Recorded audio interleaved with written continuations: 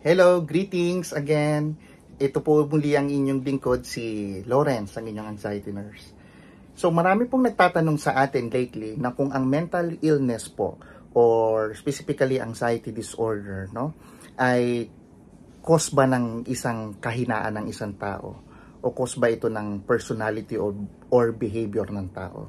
So very broad kasi ito no. So maraming factors at maraming aspect na nakakaapekto sa isang individual para mag-develop ng mental illness. So, hindi lang ito signs of weakness, no? Kasi, any behavior or personality can be described as abnormal or normal depending on your social norms, religion, customs, or kung ano man ang kinalakihan nyo, no po. So, depende ito sa inyong environment, no? Isa pa, maraming factors na nakakaapekto dito. For example, yung tinatawag nating predisposing factor. So, predisposing factor, ito yung mga factor na kung saan namana mo through genetics or pinanganak ka na yung inyong brain, yung inyong brain structure is nag-iba because of head trauma or injury caused by accidents or multiple trauma like sa mga contact sports like boxing or mixed martial arts. Ano po? So may mga precipitating factor din tayo. Second po is yung ating precipitating factor. Ito naman yung mga factors na kung saan nakakontribute sa pag-develop tulad ng pagkamatay ng inyong mga minamahal, aksidente, yung mga biglaan na nangyaring kaganapan sa inyong buhay, mga trauma, at yung kung ano man yung mga kinagisnan nyo tulad ng mga homesickness or paglipat nyo ng ibang bansa, biglang hindi kayo naka-adapt. So, mga precipitating factor yon na nakakapag-contribute, no? And then, number 3, yung tinatawag nating perpetuating factor.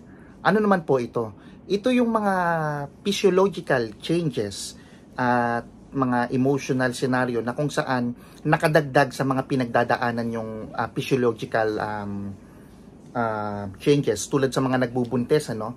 Kapag nagbubuntis kayo, syempre yung hormones nyo, no, iba, no, nagkakaroon ng imbalance, not necessarily imbalance, nagkakaroon ng changes ng hormones. So, at nakaapekto ito, no? Kaya yung mga iba nagde-develop ng mga postpartum depression or mga pregnancy blues, no? So maraming mga bagay na nakakaapekto din dito. So maraming bagay, no, na nagiging na factor o nagiging sanhi kaya ang tao ay nagde-develop ng mental illness.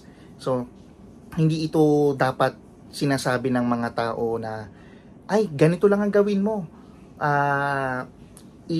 Wag mo lang isipin masyado yan, wag mo lang pansinin. Mahina ka kasi, hindi ka kasi sanay sa ganito kasi gawin mo. So yung mga naririnig nating mga gano'n, no, hindi nila alam yung kanilang mga sinasabi.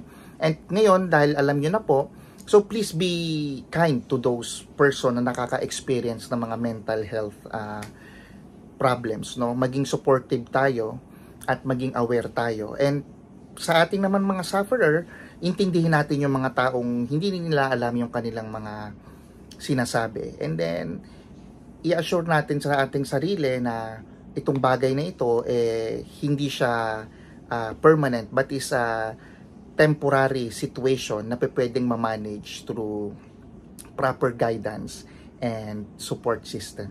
So, ayun lamang po. Sana po makatulong po yung maikli nating advice sa ngayon. Paalam!